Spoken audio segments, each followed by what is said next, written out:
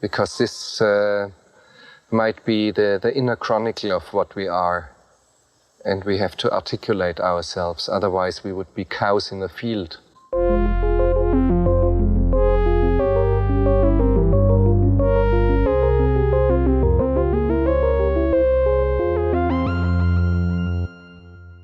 Welcome to Cows in the Field. This is a show in which we discuss philosophical themes in popular films. My name is Justin. I'm Laura. And today we make a stop at Paris Hilton's house to pick up some new fits and discuss. I thought you were going to go get some new shoes. Oh, and get some, okay. Get some new shoes. And they won't fit me, but they can fit you. And we're going to discuss the 2013 Sofia Coppola film, The Bling Ring. Let's go shopping.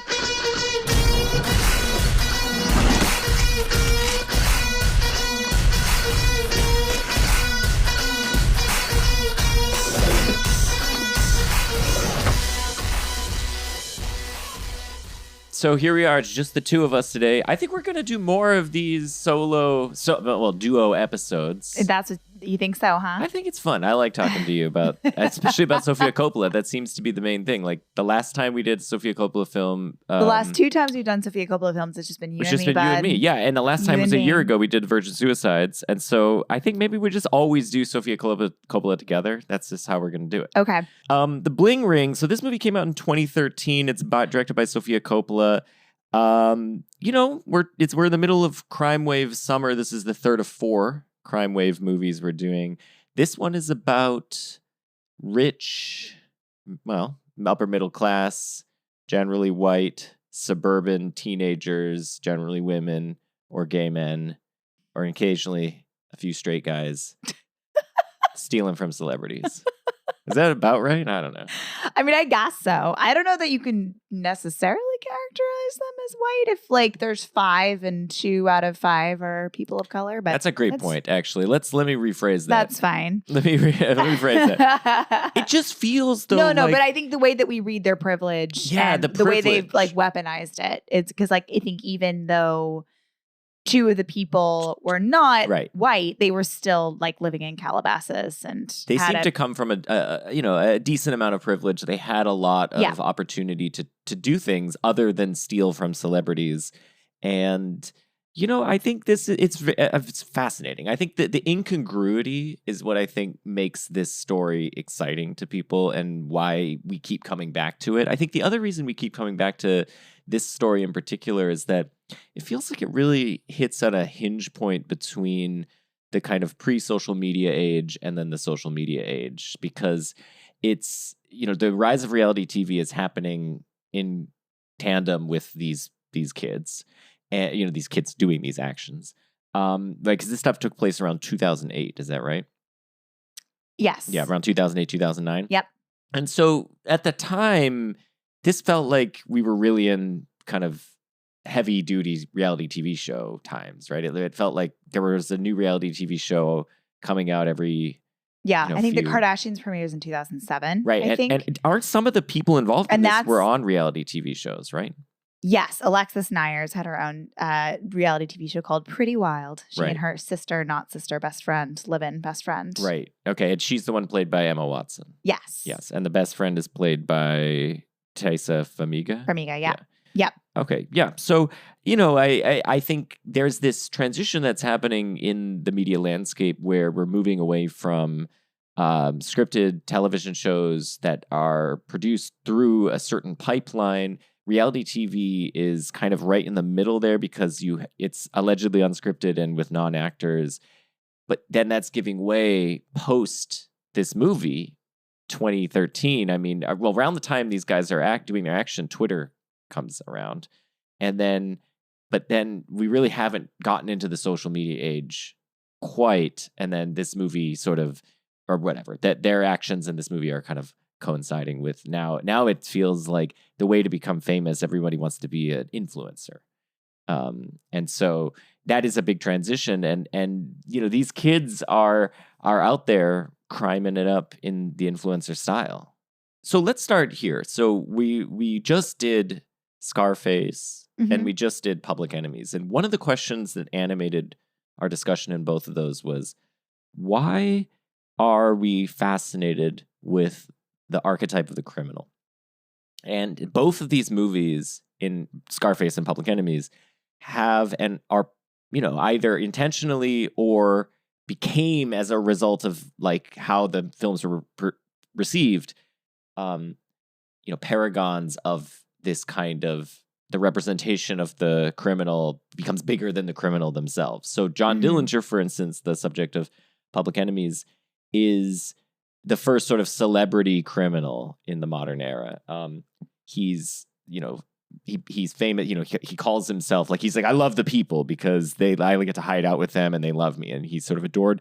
He has fans and that kind of thing. And then Tony Montana in Scarface, he doesn't, within the world of Scarface, have fans, but outside of the world of Scarface, as we talked about with Glenn Kenny, he's on a lot of t-shirts. He's on a lot of t-shirts. He's on a lot of dorm room walls. And so there is this fascination. And now both of these are dudes, and they're pretty violent dudes. And here, though, that's what I was talking about before with the incongruity. There's something incongruous when I tell you, imagine a robber. You don't likely imagine a woman robbing Paris Hilton.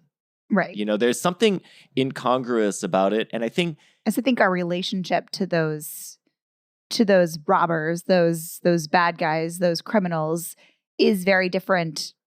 The way that we idolize or put on t-shirts Scarface, we don't do that with the kids in the Bling Ring. And there is I think everybody felt like disdain, disgust, dismissal at them pretty much immediately, right? And I don't know if that's because their crimes were of a more feminine, like they're stealing clothes instead of robbing banks, or because they're young, or because they're one of them mostly women.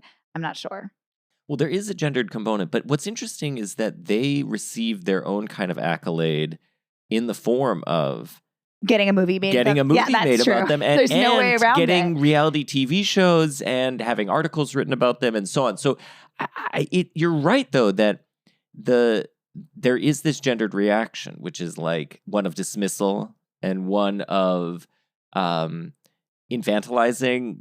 People's reaction tends to be, this is stupid, or they're vanity obsessed. And whereas maybe John Dillinger is stupid too, but he's going for the cash money. So, at least that's good, I guess, or whatever. There's something sexy about that. And right. I don't think anybody thinks the robbing isn't sexy, but maybe they are sexy, I guess. But this movie is sexy. This movie is just hey, let's just move through beautiful homes and watch them steal beautiful things and then dance in slow motion on the dance floor. It's sexy. It is true that Sofia is really a master of dwelling on images and objects and representations.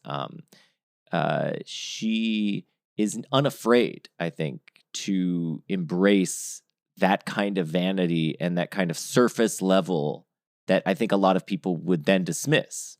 And I think this is often the case with her films, is some people do dismiss them for being sort of surfacey and vain and simple, just because they are often interested in the image, not to the expense of other things beneath the surface. But I think she also thinks the surface is great, and it is true that.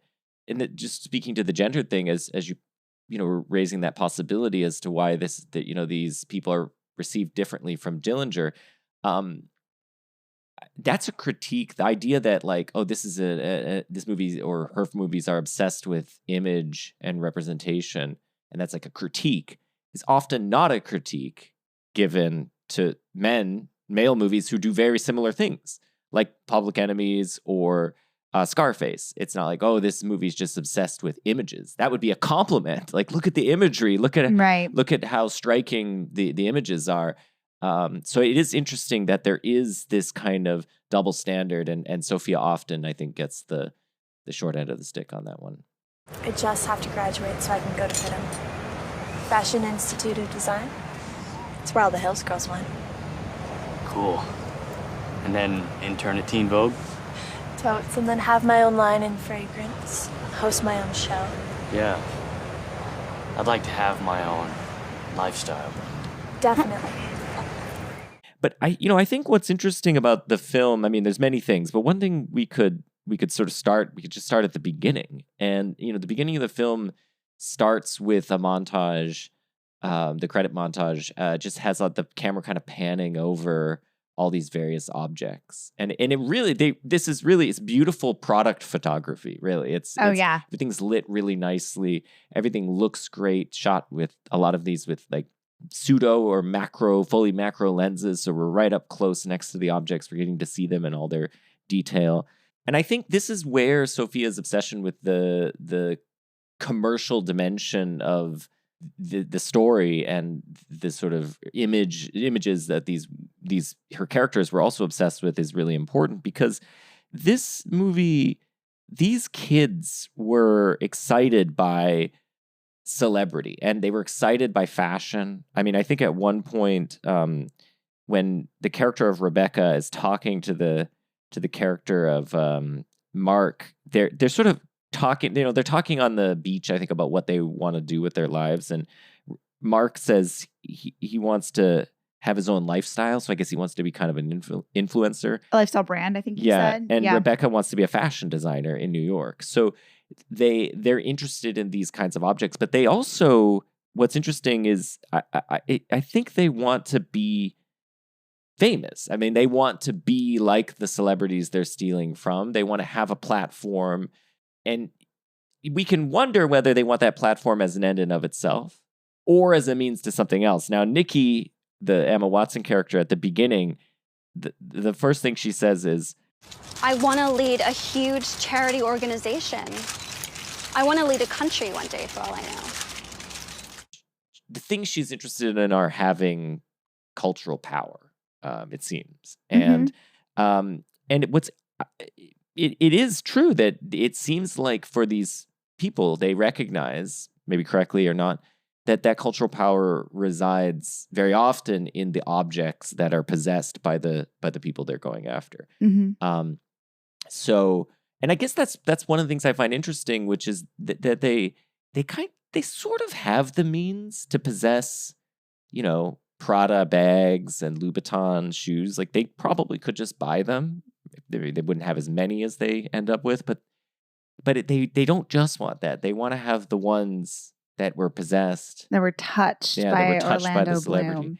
Yeah, they want a piece, and I think that's the idea. Like they want a piece of those celebrities, and I find that is interesting. Like why would you want to go beyond just having the thing? Maybe the idea is like having the same kind of thing is like a facsimile.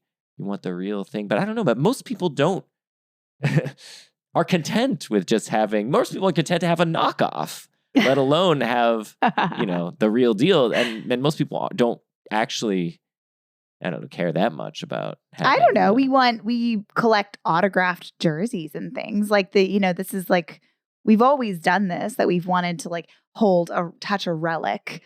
Back in the religious days, there is a power in an object touching the thing that we worship, that we love, that we idolize, that we want to be a part of or see ourselves close to. It's just that this is Lindsay Lohan instead of Jesus.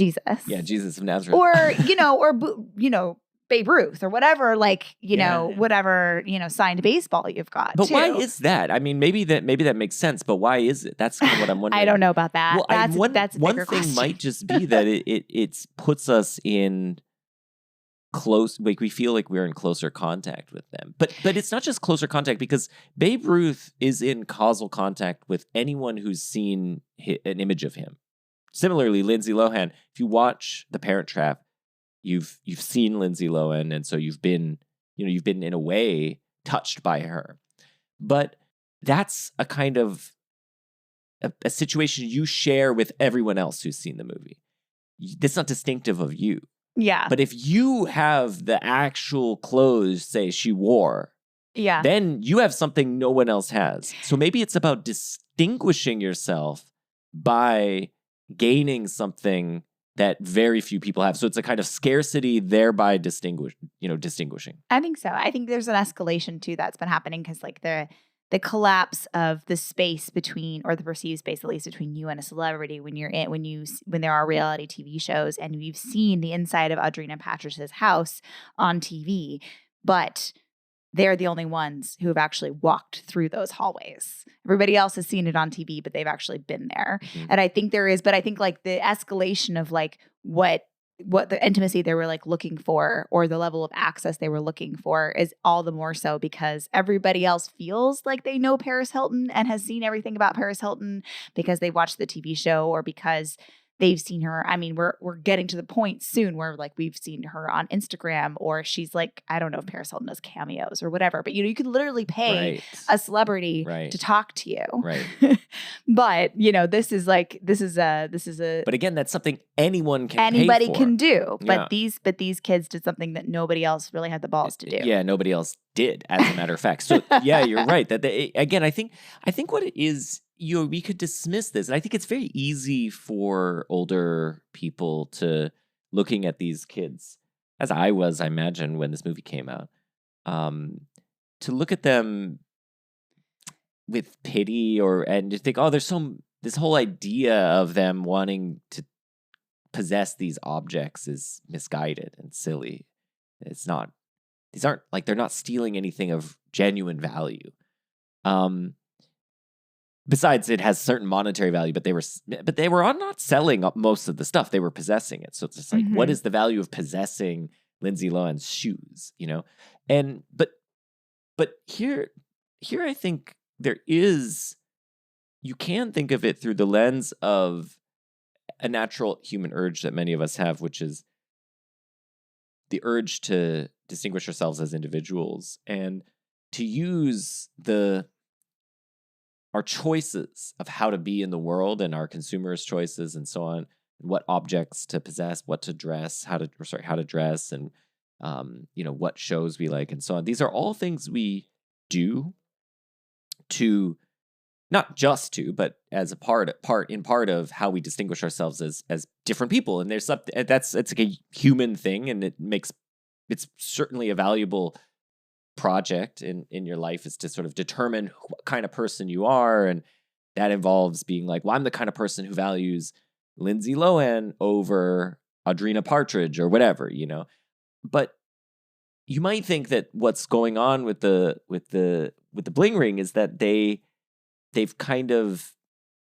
taken it sort of to the next level in a way. Like they've found that there's a way to distinguish yourself that is extreme in a way, but it's really just an outgrowth of this natural impulse that many of us have. And in that sense, I think it's not as like, I don't know, we shouldn't be as dismissive of them because they're doing what we all do. It's just they've chosen a path which is criminal and dangerous and reckless and hurtful and so on. But and in that sense, it's misguided. But I think that's what I think is interesting about this movie in particular. Like Scarface and Public Enemies with John Dillinger, those guys are just like Scarface, he's trying to get power, he's trying to get money, he's trying to get respect. Similarly with John Dillinger, neither of them are doing their actions as, in a sense, a creative expression of who they are as individuals. But you could claim that the Bling Ring are doing this not for money or maybe for status to some extent and respect, but kinda not, kinda maybe. But really, I feel like it's like a creative action. It's like an action not of creation, but it's an action that's expressive of their aesthetic sensibilities. It's just misguided and weird and alien. Yeah. But it is. And that I think is different, right? That's very different from those other movies. So this is crime sort of motivated by, I don't know, art in some sense. Mm-hmm. And I think Coppola is really good at, I think she's really interested in the ways that we seek out,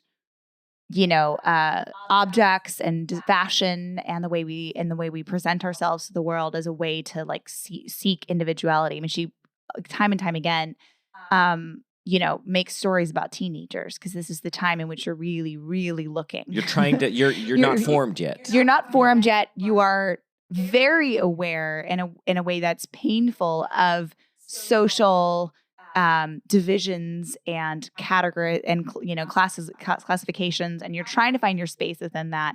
And I think that's, I think about like the long slow pans in Virgin Suicides over the girls' rooms, and we see like scattered lip gloss and opened compacts and all of their sort of paraphernalia, this feminine paraphernalia that like so fascinates the boys. And I think it's sort of unclear. I think for the most part, that movie, at least in the book, we're seeing those objects through their eyes. And even in the book, this isn't in the movie. I guess it is a little bit, because one of the characters does steal the prayer card that Cecilia had. Well, they take their diary, too. And they take their diary. Yeah. So there's actually, and there's more detail in the book about how the boys are going in and basically robbing or trying to procure the personal objects of the Lisbon girls in order to understand them, be close to them, own them in some way, like whatever their desires are. What I was thinking, it's have some unique connection to that like nobody else can claim. That's the idea here, and maybe it's also present in there. And the other movie we watched to kind of set up a parallel here that we didn't think about, and then you suggested we rewatch is Marie Antoinette, and there it's a kind of similar thing, except now we're looking at it from the perspective of the person who would be robbed. That is the person who is, for whom she is the Paris Hilton of the moment, and all of her actions are made public. Yeah. Everybody's eyes. Everybody are on wants her. A piece of her, like the Asia Argento character. She's got 30 people in her room when she wakes up in the morning. Right, that all want to be able to have the opportunity to give her panties clothes or whatever. Yeah, to have her talk to them, and it is that like the status comes from, it's like parasitic off of someone of an even higher status, and you having a special, unique connection to that person of an even higher status. And you gain status, or you gain a kind of something unique about yourself, at least, that from that. And yeah, totally. I mean, I think... And there's so much focus, too, on, all of the things. There's the I Want Candy montage of her shopping, but like she's so trapped in that movie. She's like just being all the gorgeous textiles and patterns are just like suffocating in that movie. And she's just trying to find a way to kind of like be herself, retain a little bit of herself and that spunk that we saw her in the very beginning of the movie, and like make a little bit of a middle finger to Versailles, where she's just like, I'm going to dress crazy. I'm going to have the biggest feather in my hair. now I'm going to be a peasant lady. Like she's just trying to figure out like where she fits in all this. Yeah. Through her fashion. Well, I think this theme of loneliness that's a great point, because the Bling Ring, similar to Marie Antoinette, depicts characters, and Virgin Suicides. It's a theme that recurs throughout Sofia Coppola's filmography, and in the Bling Ring, the character the sort of our viewpoint character is Mark, and we start out with him coming to this new school. He doesn't know Indian Hills. He's been kicked out of his previous school. It's like the school. dropout high school. Yeah, and he feels he's lonely, and he's isolated. And he meets Rachel, who kind of takes him in, and she and him, that loneliness is sort of abated to some extent by this social connection that they form. But to your other point, it also proves to be something that traps both of them in a way. Mark becomes trapped by it. And Rachel, I think, and both of them, I think, to a certain extent, are trapped by this sort of system that has been set up to sort of channel their aesthetic interests and consumerist desires towards certain things like celebrity culture, being close to famous people in some way. And in that sense, they're a bit like, it's more diffuse than in Marie Antoinette, because Marie Antoinette is literally trapped. She very rarely leaves Versailles. But these kids are trapped more by the circumstance of... And just the suburban sprawl. Yeah, just the broader culture that has like trapped them and forged said like, this is how you will forge your identity. You will do so by things, which shoes you wear, and you will do so by, which celebrity you follow or something like that. And earlier I said I can make sense of how one would try to identify themselves in those ways, but it is a remarkably impoverished set of, if you think of it as like a palette from which you get to choose of how to create yourself. And there really aren't that many other options for these characters. Their choices of music, their choice of fashion, these things are constrained, and in part because they are constantly policing the bounds, right? So, Sam, the Tessa Farmiga character, is constantly telling Nikki, Emma Watson, that her clothes suck, right? And they're constantly like, and you can't mix. And they're telling her that she can't mix her animal prints. Exactly. Yeah, she can't wear her leopard with her zebra. She's like, why not? Policing each other's choices in this way and limiting what they can do. And so in a way, they all agree. The teenagers sucked. It's like, if you didn't have like Uggs, like, who were you? There were some Uggs in this movie. There were some Uggs in this movie. I was glad to see it. I've owned a few Uggs in my day. What do you think? Try it with your hair back. Oh yeah, that looks classy. I wouldn't go that far. Leopard and zebra? What? Yeah, you can't have leopard and zebra. You gotta choose one. Okay, fine. What else? At least I don't look like I'm 35. Oh, harsh. I watched the 2 documentaries that they, I watched one of the documentaries that came out in the last couple of years. One focuses on Nick Prudo and Alexis Nyers, which are the characters that are Mark and Nikki. And then one is called The Ringleader, and that one's about Rachel Lee, and that character is Becca in the movie. But when they this is like the documentaries are really like their opportunity to explain the context and why they did what they did. Yeah. So what do they say? I mean, what did they say? Okay. All right. Well, I would say, if you're curious, so they all talk about substance abuse a lot. And that's something that I think Sofia Coppola just wiped pretty much out of the movie. Well, it's in the movie. It's in the movie, but just shown as fun and not addiction. Like they all talk about the fact that they eventually had gotten to the point where they were like needing more money to buy. So they were stealing to pay their drug. That's what Alexis Nyers says. She says that she was addicted to opioids and benzos at this point and was like only in Orlando Bloom's house to get money in order to get more heroin, essentially. And Rachel talks a lot about being on Xanax since she was 12 and that kind of like numbing out her emotions about what she was doing. But I think I'm certain that was a part of it. But I think also Nick really talks the most. He talks about substance abuse as well, but he talks about how badly he wanted friends and how much he loved Rachel. And when he got deeply uncomfortable with it, he just wanted her to be happy. But also he didn't know how to make friends without doing it in a transactional way, buying people drinks, gifting the clothes that he stole to girls to ingratiate himself. He wanted to be surrounded by the cool girls and he didn't know how to he was like, I was buying my friends is how he puts it. So that's Nick's perspective. And then Rachel, she also talked about how she was a latchkey kid and she would snoop through her mom's stuff. And she said that part has always been inside of me. Oh, wow. So I think it's just interesting that like both the the Rachel Lee, who's the Becca character, and Nick Prudo, who's the Mark character, the root of it for them is loneliness. Yeah, that's interesting. I mean, snooping is a natural thing. People like to observe in an unobtrusive way, in a way where you observe without being observed. And so maybe that kind of voyeurism is a part of it. That you see with Paris Hilton a glimpse of this life. And you see of more her of nightclub room. Yeah. Well, no. Her just on TV. You see it, and you see her at the club, and you see, and then Paris Hilton is of course interesting because her, all these kids probably have seen her have sex with someone because of the sex tape stuff. So like, there's also this like, you've also peered behind the curtain in a quite dramatic way. Yeah.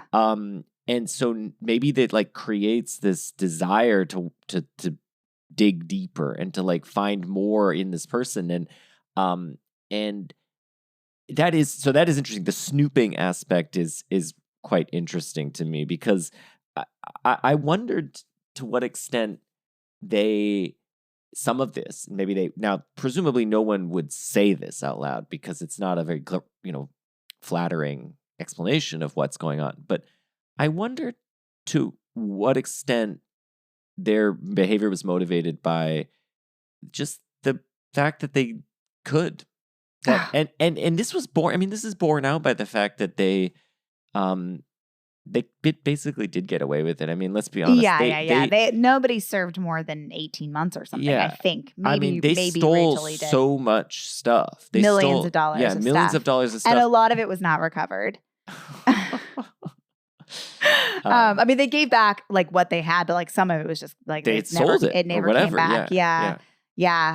And like, the celebrities did talk about like, they've got a lot of stuff, but for some people, like this was like their grandfather's watch or their, some of these were heirlooms. Still stealing. Of course. Yeah. It's not like, the celebrity, it's like we should excuse it because the celebrity has more money than us. I mean, the celebrities in the grand scheme of things are not even that rich. Like Mark Zuckerberg is that rich. These celebrities we should find out where Mark Zuckerberg lives. Yeah. Okay. Yeah, you could steal. None of his money is in physical form, but damn it, have to mine his Bitcoin. That's right. Yeah. But and part of the reason I thought about I'm gonna steal all of his T-shirts. He does have a lot of T-shirts. Did you see his most recent? He's got a chain now. Did you see his most recent thing where he was surfing with an American flag? What? I know. It's like part of me just thinks he's just memifying himself now? Yeah, part of me is just like, well, it's at least he's not like drinking the blood of virgins or something like that. Yeah, I think we should just relax about the fact that he cares about his skin and UV damage, Like everybody fuck off. He's a weird guy, but sure, but like let the man wear sunscreen. We love you, Mark, if you're listening. So the reason I bring up the getting away with it is that the first crime that Rachel commits is what do they call it? Just door checking or something? Yeah, where they go to cars and just open them. Check cars. Do you want to go check some cars? Check some cars. They car check. So they check cars. They just open random car doors to see or test them to see if they're open, and then steal stuff from them. Now, this is a really easy to deny crime, because if you were ever caught doing this, you'd just be like, oh, I didn't realize that wasn't my car. And then you'd move on. Like, it'd be very easy to get out of that crime. It's not the same as smashing a window or holding someone up at gunpoint or anything like that. And I do think it's kind of interesting. There's a certain, potentially, maybe it's a certain thrill of just like, let's push the boundaries of what we can get away with. And I feel pretty good that I can get away with this one. With Paris Hilton, the way they break into her house is they look under the rug, under the mat, and they find a key with the Eiffel Tower. I don't know if that really happened, but they did really find her key. In the movie, that is what happens, and it is ridiculous. And so, and it's still breaking and entering for sure. I don't think they had to break a single door. Yeah, but it's still like unlawful entry. Yes. And so sorry, am I coming across like I'm like really into this? Similar to opening a door of a car that's unlocked is still against the law. It's just that there's a certain degree of deniability where you could just be and again, they're kids and they're white, generally upper middle class kids. Yeah. Who can, as we saw with that scene where Emma Watson is able to code switch with the dad who comes in. He's like, what's going on in here? And she's just like, we're sorry, we're making too much noise. Yeah. Exactly. Like they can just do that and everybody will be like, oh, they're like pretty white girls. What could they do? What we don't think of them as criminals. And so we're happy to excuse their behavior. And in fact, that's what happened. In fact, that was borne out. They were let off the hook for crimes that if they were committed by 19 or 20-year-old black men, those dudes would still be in jail right now. Oh, yeah. Especially to like celebrities. Yes. And that, I think, exposes the not just inherent racism, but also classism and so on, that these women implicitly understood and were happy to exploit. Now, I don't, whatever. Like, I'm not saying it's their fault that such racism exists or whatever, but that is they recognized that fact somehow and used it to their advantage and it was borne out. And I think that's why I think, Sofia Coppola's film focuses mostly on, I think is to the exclusion of one of the characters was Hispanic, and that she's sort of excluded from the movie.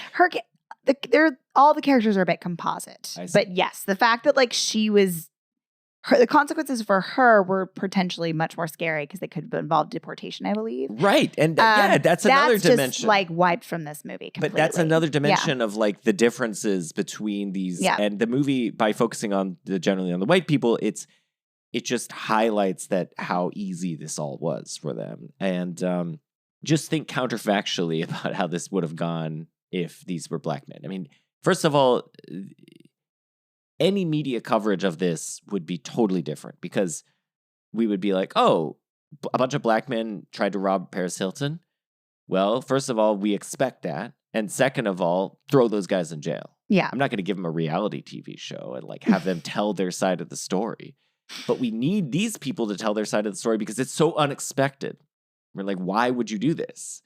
And that is racism. I mean, that just is racism right there. That's what when people talk about racist society, that's what we mean. We don't mean a bunch of people yelling the N-word at people. We mean this. Thank you for explaining that. No, sorry. I just think it's important to note that this film is implicitly a depiction of racism in America, even though there's very little race in the film. Mm-hmm.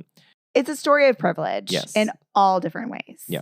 And I think Sofia Coppola is interested in the ways in which privileged people are, struggling, trapped, and having a hard time. Right. And I think that's where the film, to me, is interesting, that it depicts these people as evil in a sense, but it's conflicted about them. It recognizes that they are victims of circumstance to a certain degree. It doesn't excuse their behavior. It has a certain ambivalence about them as people and them as characters. And that's kind of how I feel too. I take the film's side in this, and that I feel conflicted about them. I think they are wildly mistaken and should not have done what they did, obviously. They just seem lost. But they seem lost, exactly, yeah. It doesn't excuse it, though. That's the thing. I don't think the movie does, but I think that's the part that Sofia Coppola is like maybe most interested in, or at least the part that resonates the most with me. I mean, I love that. I mean, the fact that she uses Mark as the viewpoint character, and I think he is the most earnest in her depiction of the five of these. I mean, I should say, like, this, of course, is a fictionalization. It's like pulled, very heavily from the article and book that Nancy Jo wrote, but like it's whatever Sofia Coppola kind of imagines too, right, of these characters and what she's most interested in. But I think like the scenes where Mark is just like in the background smiling to himself, and you can kind of just like with the girls, and you kind of just feel like he's like, I need to hold on to this. I can't lose it. Mm-hmm. I got to do whatever I need to do in order to stay here. I finally feel accepted right now. Or those little moments where he starts to like hint to his friends about his sexuality, which I think he's just in like the real life Nick talks about how he's just starting to like feel a little bit comfortable with that. At the time, he'll make a little comment like he's hot, mm-hmm. But they can't. For the most part, all their conversations are about celebrities and fashion, and they don't really like talk to one another about what's going on in their lives. They can't really like be vulnerable or intimate with one another. It's all kind of like filtered through this external stuff. But there's still like, it's so clear that he's still desperately seeking connection. Yeah. How did you meet Rebecca? I met Rebecca in school after I'd moved back and went to Indian Hills. I went there because I had a lot of absences. I didn't want to go to school. I had a lot of self-loathing and anxiety issues. I felt that I was ugly. You're not ugly. I know I'm not ugly. I don't know. I never saw myself as an A-list looking guy. I wanted to ask you about the secret dimension of this. Because I don't know anything about The Secret, but the character of it is. Nikki and Sam, their mom, played by Leslie Mann, is an adherent of The Secret. Yes. So what is The Secret? And it's like it's like a religion or something? No, it's like an ideology. I guess it does have an idea. It does have like a church later on. I don't know about that bit. I know that it's a book. I know that my college boyfriend's grandma sent it to him. It came out in 2006. So it's brand new at the time. Oh, wow. Self-help book called by Rhonda Byrne, named The Secret. But is my understanding of it Secret. Is that in the vision board thing is a part of The Secret. Okay, so ethos is that if you believe it enough, if you think good thoughts, then you can attract the outcome that you want to have to come to you. Mm-hmm. So if you make your vision board and you say your affirmations, and the good things that you want in life will come to you, mostly just by positive thinking and willing it so. And so it is. I see. So that's the so it is. And so it is. But you might wonder that, I imagine that The Secret is kind of just a way to justify getting yours at any cost. Yeah. I guess I just wonder if The Secret is just sort of do whatever it takes. And a little bit. Women did whatever it took. Yeah. And I think, too, there is a perception about reality TV stars or maybe influencers now where, it's just if you want it bad enough, you can be famous. And it seems like some of these people just said, and so it is. And Kardashian was like, and so I release the sex tape. And, I will make this happen. That's the thing, is at what cost? Yeah. And what do you mean at what cost? I don't know what the cost was, but she made millions of dollars on that release. The cost is, and she's entertained millions of people. Yeah, the cost is your dignity, privacy, and having his dignity and privacy. Granted, it's just an exchange, and maybe you think it's a good exchange, and that you trade dignity and privacy and self-respect for money and fame and granted, Kim Kardashian has done very well, so it's fine. But I think it's interesting that The Secret is maybe just kind of like a do whatever it takes. It doesn't matter what, just do it. Yeah, and I think Sofia Coppola must be interested in this or in the secret of it all, because here's a fun fact: in the movie, we see them being homeschooled, right? But via the ideology of The Secret, that's right. the curriculum.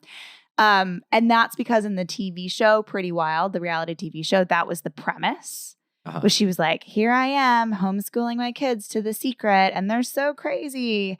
It's like much reality show, though, it's all complete bullshit because they had already graduated by then. They were not really being homeschooled by them. I see. So they were sort of just doing it for the now camera. we are professional actors. Yeah. I do think. But Sofia Coppola chose to have it such that they were being homeschooled. I see. Like in real time. You know what I mean? But maybe not, because they had said that they were older. It made it clear that they were a bit older and that they used to go to Indian Hills. But I think Rachel says that at some point. Okay. Maybe. But I think still Sofia Coppola spends a lot of time at the Nyers' home with The Secret. Totally. Yeah, totally. And the vision boards. Let's talk about Leslie Mann, who's maybe my favorite character in the whole movie. She's doing a Leslie Mann thing. She's hilarious. And she does nail that character. So you showed me some clips from the reality TV show with, I don't know what the actual person's name is, but Alexis Nyers. Yeah, but what's her mom's name anyway? Oh. Who knows? Whatever. The mom of Alexis Nyers. Yeah. And it is like Leslie Mann gets it, I think, maybe more, or maybe it's just because of who she is and her style. But she seems to nail that maybe more than anyone else in this movie. She just embodies this kind of person, a woman who very much, like her daughters, seems willing to just be oblivious to the, whatever is outside of the purview of what she's going for. Yeah. Like she doesn't, the girls are like, we have a photo shoot today at 10 p.m. And she's just like, that's great. Yeah. The secret. I think she's fantastic. She's just so much fun. She's Leslie so Mann good. is And the she's best. like, she's just like another version of the Amy Poehler character in Mean Girls. Like she just wants to be cool and she wants hang to be out. young again Yeah. so badly. And she wants to live through her girls. Yeah. So much. Don't we all? Don't we all? Andrea Arlington Okay. is the name of the real life mother of Alexis Nyers. My favorite part is when they talk about how Tessa Farmiga's parents are practicing drug addicts. Does anybody say that? Like you don't. I mean, maybe they're very strange. They're struggling with addiction, or they're drug addicts, or they take drugs. So you wouldn't be like they're a practicing. Yeah. drug.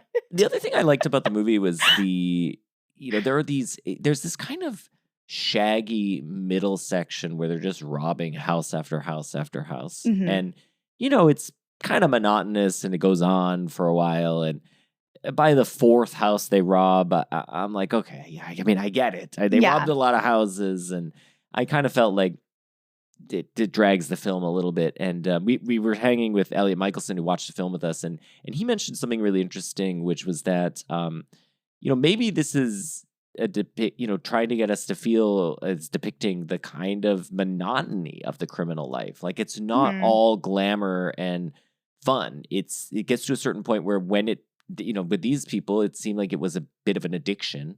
And they're with just trying to any chase the addiction, high. it's not actually that fun after a certain point. You're just kind of doing it either because you're chasing a high or because you just don't know what else to do. Mm-hmm. They're just bored and they're like, this is what we do to fill our time.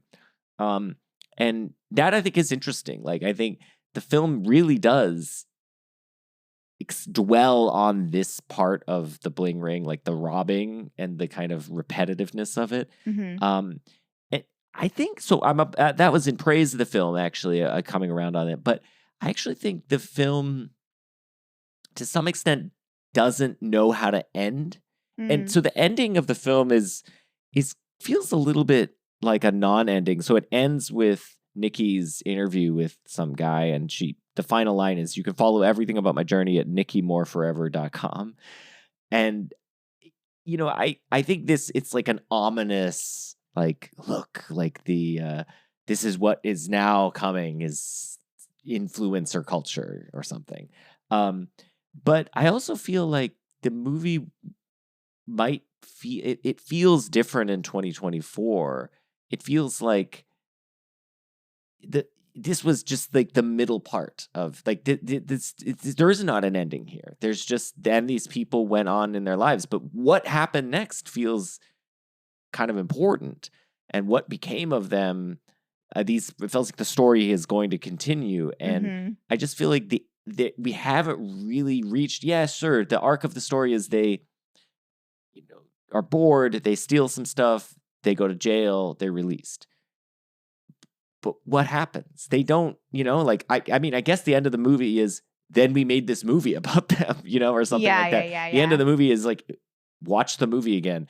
But I also just feel like I kind of wanted something more in a way. And I feel like this is where Sofia Coppola is often resistant, I think, to putting her thumb on the scale sometimes in her movies. And I think sometimes it works really well. And here I feel like I might have preferred, like, if she had waited maybe a few years, then maybe I think the movie would have ended a little bit differently. That's my sense. But I was the ending felt a little bit abrupt to me. What did you think?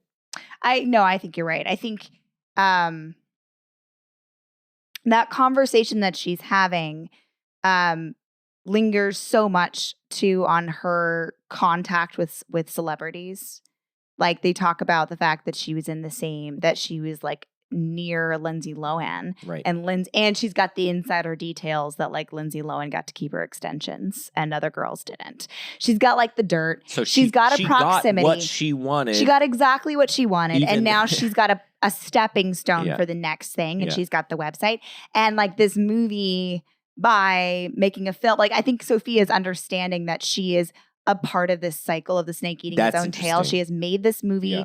She has given them more fame. She has given them more, space in the world for their narrative, her version of it. But like, I think she's like, I am not immune to this. Like, I'm fascinated by this story, and I'm like wondering what I am. So why, like, I can't look away from this either. Or like, what is it about their proximity to celebrities and celebrity culture that makes me feel like their story is worth telling a story about and making them celebrities in the process? Yeah. Would it have been worse or better if instead of showing them being interviewed by whatever, either Nancy Jo Sales or by this guy on TV or whatever, show them being interviewed by Sofia Coppola?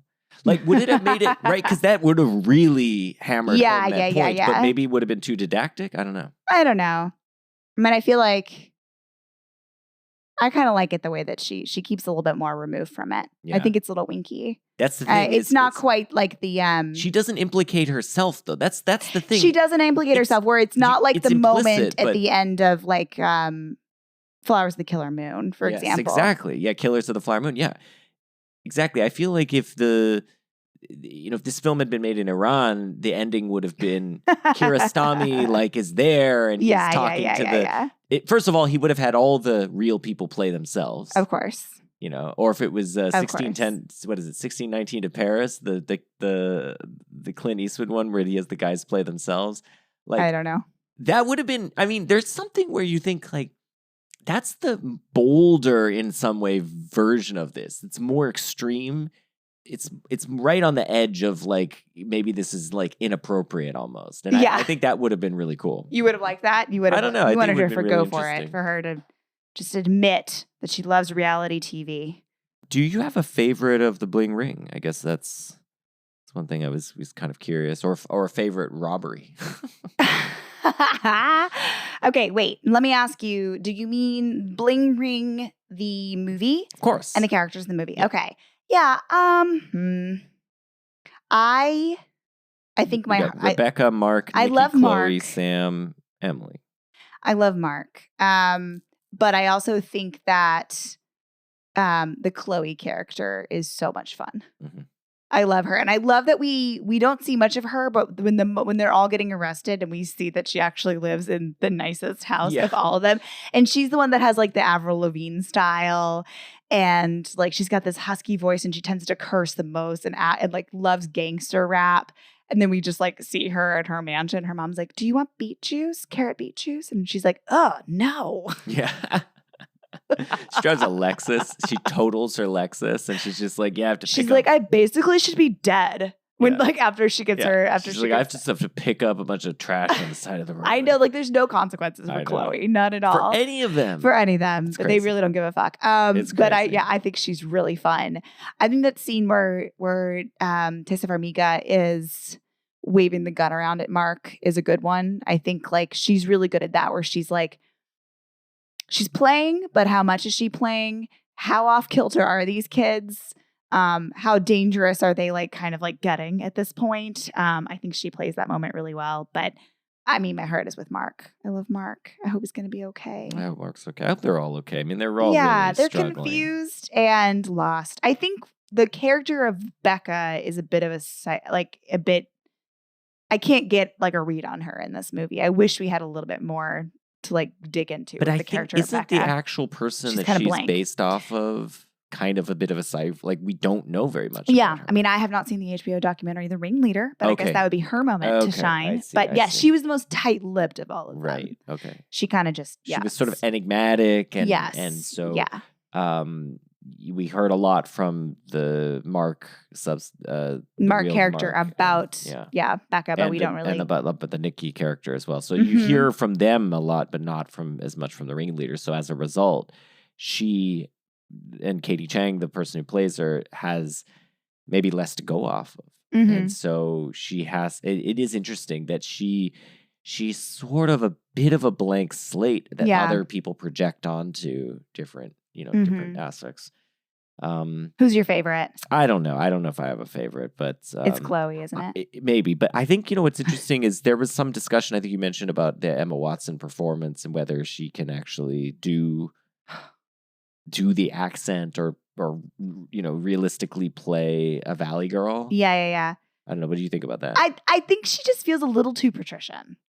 A little. I feel like if it was played by like the victim of the robbery, like Megan Fox, for example, like that would have felt like a little bit closer to home. I feel like that would have, but just there's something about Hermione doing this that feels a little off. Yeah, she's too much of a do-gooder to sort of fit in the space. Well, anyway, I guess let's wrap it up. And we have been talking about The Bling Ring, and The Bling Ring is a fun movie directed by Sofia Coppola, and it's available on Max right now. So check it out there. In 2 weeks, we are going to be talking about Thelma and Louise with Katie Rich, and that should be a blast because Laura said we need another lady crime movie, and Thelma and Louise is maybe the ultimate lady crime movie. So wanted to do that. Also, we haven't done enough Ridley Scott on this podcast, so it's finally time to do some Ridley. With that said, we are at CowsPod on Twitter. You can find us on the web at cowspod.com. If you enjoyed this episode, please rate, review, and subscribe. And we'll see you back here in 2 weeks with Thelma and Louise. Bye.